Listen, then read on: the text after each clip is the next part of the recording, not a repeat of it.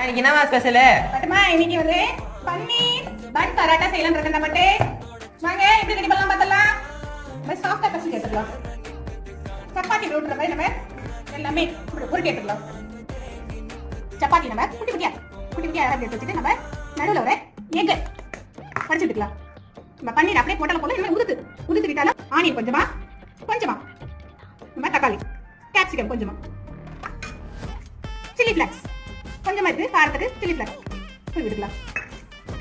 Salt கொஞ்சமா இருங்க நம்ம இன்னொரு குட்டியான சப்பாத்தியே போட்டு நம்ம மூடி எடுத்துடலாம். ஓரங்கள்ல அப்படியே இந்த கிணத்துல இருந்து ஓரத்துல கட் பண்ணி எடுக்கலாம். இந்த மாதிரி ஓரங்களை நம்ம அழகா எடுத்துடலாம். இப்போ குட்டியா ஒரு பன் பரோட்டா கிடைச்சிடும். அப்படியே கவுச்சி விட்டுற வேண்டியதான். கொஞ்ச நேரம் அப்படியே எடுத்துலாம் மூடி எடுத்துடலாமா. இந்த மாதிரி நம்ம குட்டியா பரோட்டாவை செஞ்சு கொடுத்தோம்னா பசங்க ரொம்ப விரும்பி சாப்பிடுவாங்க. பட்டு ரெடி ஆயிடுச்சு உங்க பன் பரோட்டா. அங்க பட்டு பிடிச்சது